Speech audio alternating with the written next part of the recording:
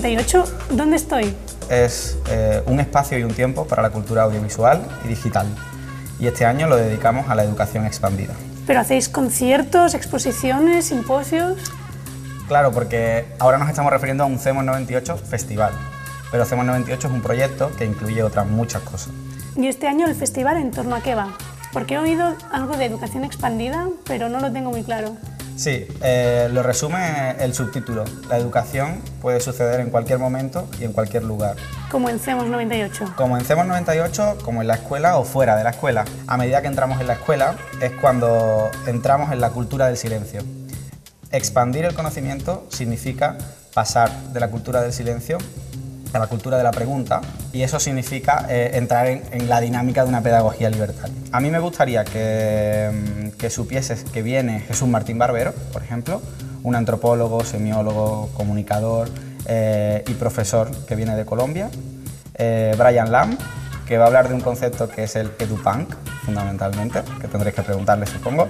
Eso me lo apunto y le pregunto luego. Muy bien. Y Ronaldo Lemos, que viene de Brasil, que va a hablarnos de cultura libre y tecnobrega. Eso también me lo apunto. Muchas gracias. A ti.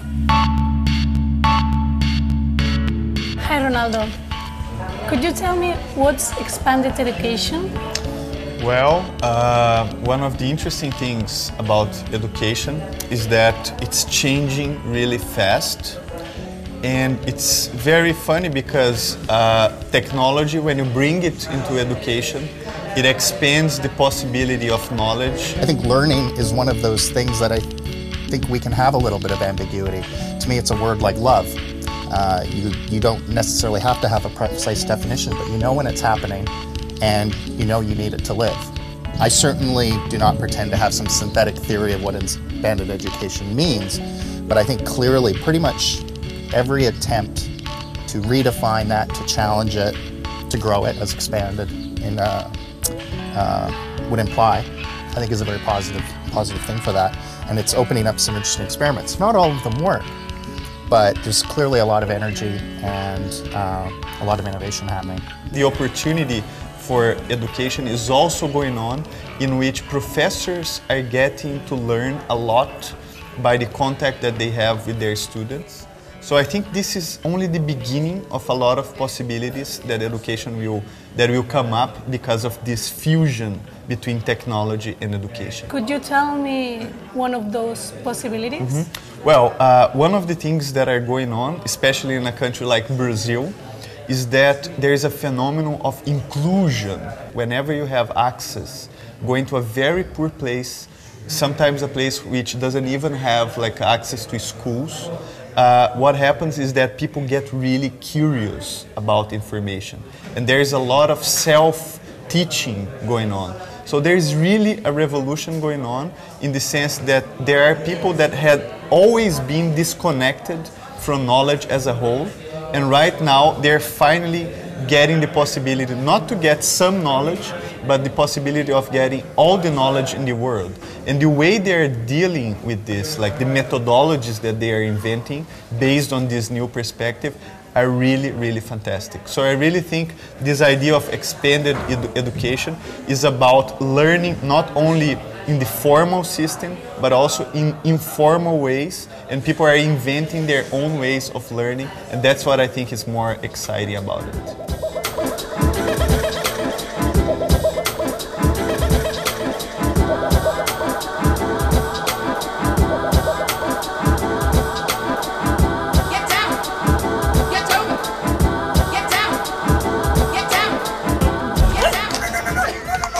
If education can happen anytime and any place, do schools make sense? Actually, this is an excellent question. School is going under transformation.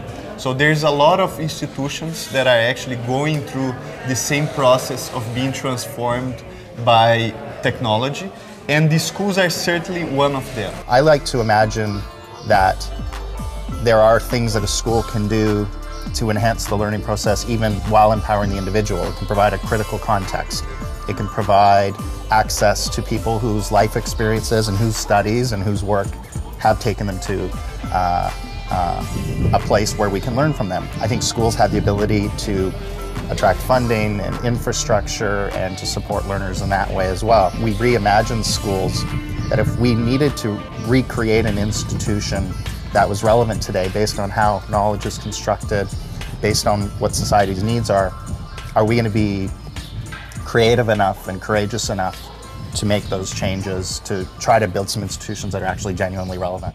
La escuela va a tener que repensarse, no en términos de modernizarse con ayudas tecnológicas, con aparatitos, sino de repensar realmente cómo interaccionar con su sociedad a la hora de socializar los saberes que tiene la generación mayor, la generación adulta, pero también a la hora de introducir las sensibilidades de los jóvenes en su propio mundo, en sus propios modos de trabajo.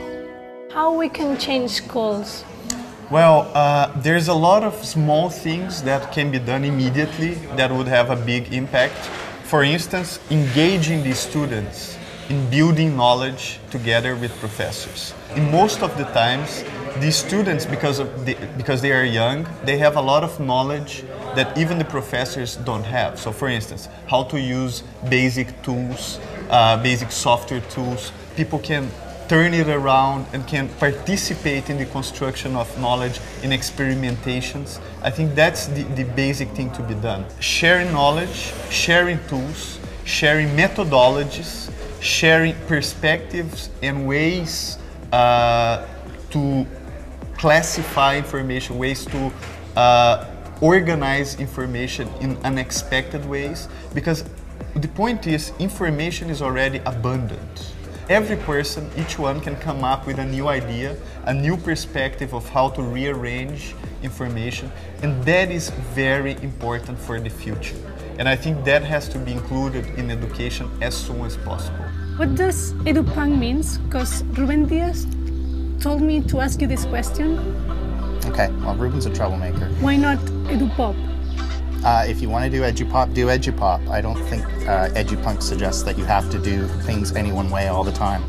I mean, to me, when I hear pop music, I think commercial, heavily produced, and pop music can be great. I love lots of pop music. It's not really a question of the aesthetics.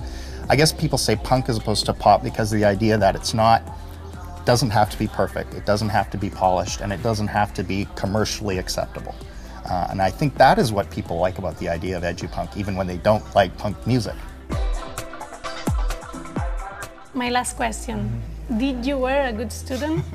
Well, that's a good question.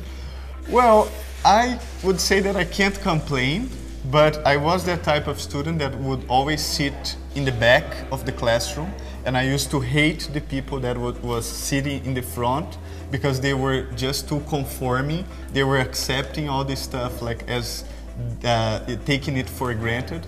To understand the ways that the formal system works, but being able to rewrite those rules, not to conform to them necessarily. The challenge is not only how to be like that, but also how to include these possibilities inside the educational system. Then we are good. Thank you very much for your interview. Thank you very much. Gracias. Okay, bye. Bye.